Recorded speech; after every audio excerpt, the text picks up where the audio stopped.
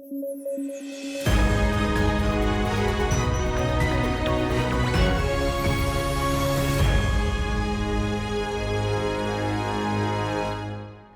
News at 9 programme में आपका स्वागत है। मैं हूं अमृत उपाध्याय। आइए जल्दी से देखें आज का रैपिड न्यूज।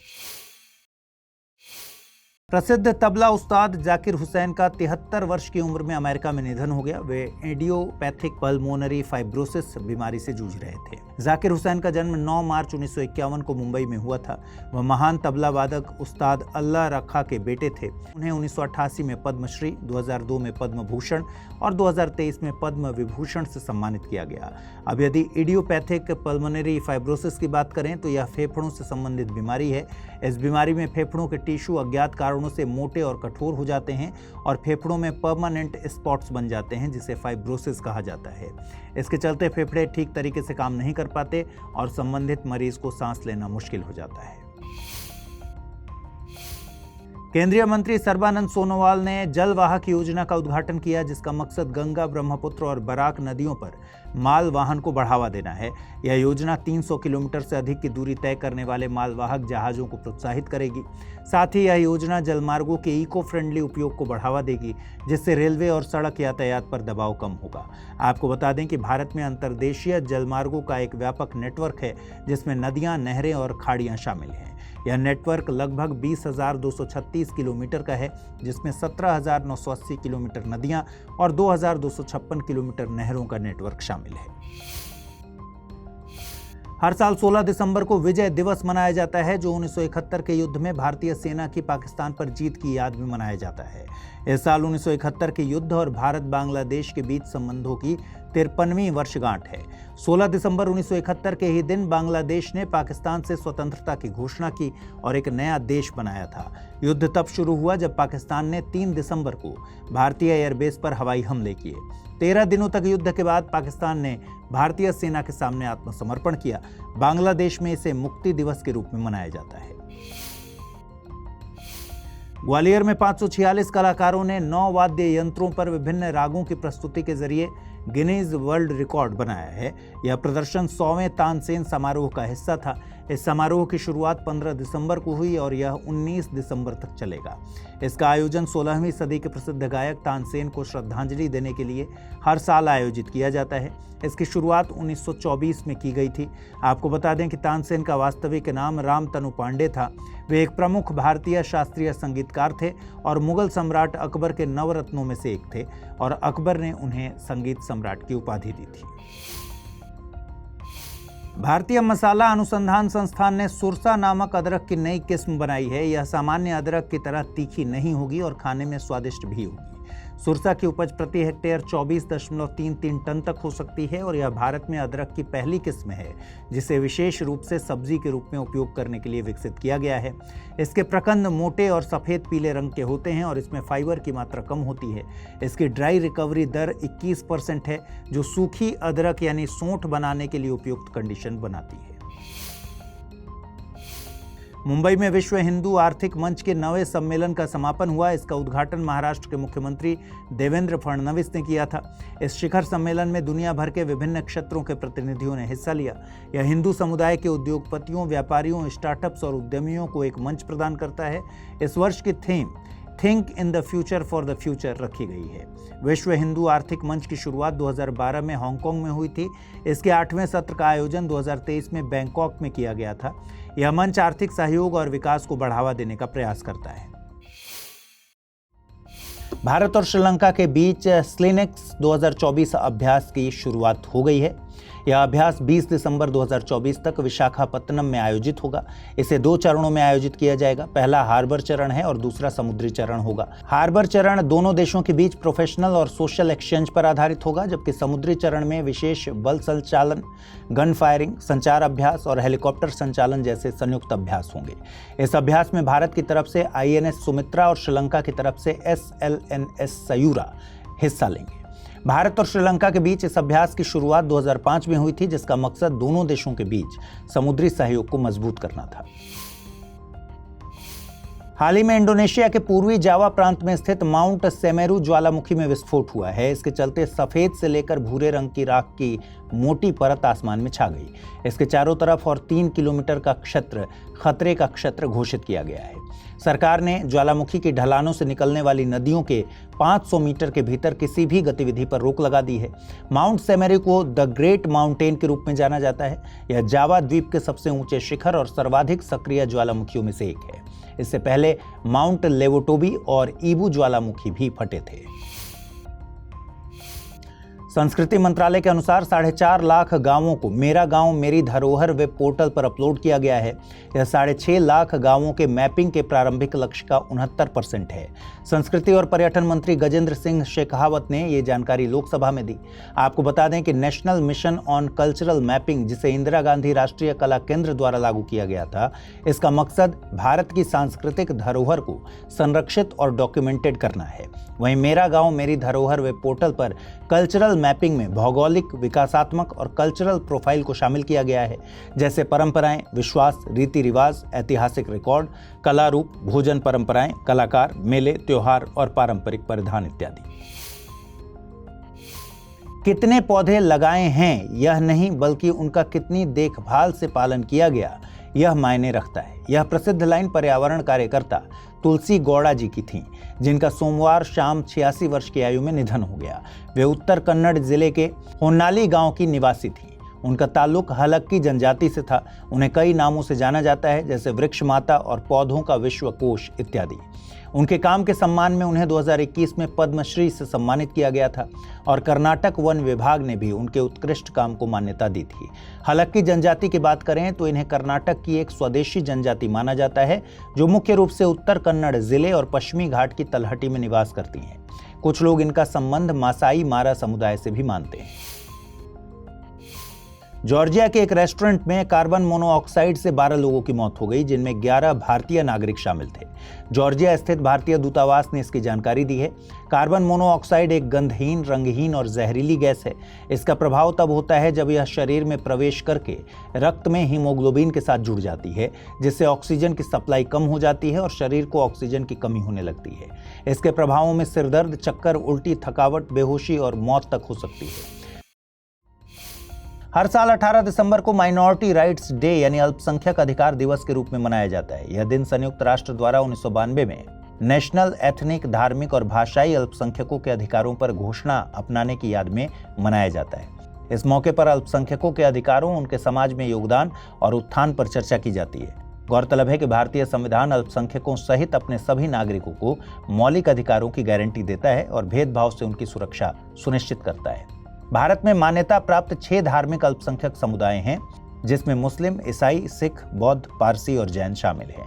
हालांकि भारतीय संविधान में अल्पसंख्यक शब्द को परिभाषित नहीं किया गया है। भारत में पिछले 5 सालों में ई वेस्ट यानी इलेक्ट्रॉनिक कचरे का उत्पादन काफी तेजी से बढ़ा है। ई वेस्ट के उत्पादन में सबसे अधिक वृद्धि 2019-20 और 2020-21 के बीच देखी गई। वहीं ओवरऑल ई वेस्ट 2019-20 में 1.01 मिलियन मीट्रिक टन से बढ़कर 2023-24 में 1.75 मिलियन मीट्रिक टन हो गया, जो कि लगभग 72% की वृद्धि को दिखाता है। ई वेस्ट में हैवी मेटल और केमिकल मौजूद रहते हैं, जैसे सीसा, पारा, निकल, कैडमियम इत्यादि। ये सभी मिलकर सेहत और पर्यावरण को नुकसान पहुंचा सकते हैं। आपको बता दें कि सरकार ने इस समस्या से निपटने के लिए ई वेस्ट प्रबंधन नियम 2022 जारी किए, जो 1 अप्रैल 2023 से प्रभावी हैं। इन नियमों के तहत उत्पादकों को जिम्मेदार ठहराया गया है और रिसाइकलिंग को बढ़ावा देने पर जोर दिया गया है। हाइड्रोग्राफिक सर्वेक्षण जहाज INS निर्देशक को आज भारतीय नौसेना में शामिल किया गया। यह जहाज सर्वे वेसल लार्ज प्रोजेक्ट के तहत बना दूसरा जहाज है, जिसे कोलकाता के garden reach ship builders and engineers ने तैयार किया है। INS निर्देशक को 80% तक स्वदेशी मटेरियल से तैयार किया गया है। यह जहाज multi beam echo sounder, autonomous under water vehicle, remotely operated वाहन और उन्नत संचार प्रणालियों से लैस है, जो कि भारत की समुद्री सुरक्षा और सहयोग को बढ़ाने में महत्वपूर्ण भूमिका निभाएगा और हिंद महासागर क्षेत्र में रणनीतिक स्थानों पर कार्य करेगा तथा द्वीपीय देशों की हाइड्रोग्राफिक जरूरतों को पूरा करेगा। साथ ही ये भारत की तकनीकी क्षमता, समुद्री सहयोग और सागर पहल को भी मजबूत करेगा। नमस्ते स्कीम यानी national action for mechanised sanitation ecosystem योजना के तहत अब देश भर में अब तक 57,758 से अधिक सीवर और सेप्टिक टैंक कर्मचारियों की प्रोफाइल तैयार की गई थी। जिनमें से 54,574 कर्मचारियों का सत्यापन किया जा चुका है। यह योजना 2023-24 वित्तीय वर्ष में शुरू की गई थी, जिसका मकसद सफाई कर्मचारियों को सुरक्षा, सम्मान और सामाजिक आर्थिक सशक्तिकरण देना था। योजना के तहत अब तक 16,791 व्यक्तिगत सेफ्टी किट और 43 इमरजेंसी रिस्पांस सैनिटेशन किट मुहैया कराई गई है। इसके अलावा सफाई कर्मियों को स्वास्थ्य लाभ, स्वरोजगार के अवसर और आधुनिक उपकरणों के इस्तेमाल के लिए प्रशिक्षण भी दिया जा रहा है। भारत के जाने माने स्पिनर गेंदबाज रविचंद्रन अश्विन ने बॉर्डर गावस्कर ट्रॉफी के तीसरे टेस्ट के दौरान अंतर्राष्ट्रीय क्रिकेट से संन्यास लेने की घोषणा की है। इसी के साथ 38 वर्षीय अश्विन ने 14 साल के अपने शानदार करियर को अलविदा किया है, जिसमें उन्होंने भारत के लिए 106 टेस्ट मैचों में 537 विकेट लिए। वे अनिल कुंबले के बाद भारत के दूसरे सबसे ज्यादा विकेट लेने वाले गेंदबाज हैं। वहीं अंतर्राष्ट्रीय टेस्ट मैच में सर्वाधिक विकेट लेने वाले खिलाड़ियों की सूची में वर्तमान में वे 7वें स्थान पर आते हैं। इसके अलावा वे अभी तक वर्ल्ड टेस्ट चैंपियनशिप के लिए 2019 से 2024 के बीच खेले गए टेस्ट मैचों में सबसे ज्यादा विकेट लेने वाले गेंदबाज हैं। इंदौर जिला प्रशासन ने 1 जनवरी 2025 से एक नया नियम लागू करने की घोषणा की है, जिसके तहत अगर कोई व्यक्ति भिखारियों को भीख देता हुआ पकड़ा जाएगा तो उसके खिलाफ FIR दर्ज होगी। पहले यह नियम केवल बाल भिखारियों के लिए था, लेकिन अब इसे बुजुर्ग भिखारियों तक बढ़ा दिया गया है। इस पहल का मकसद इंदौर को भिखारी मुक्त शहर बनाना है।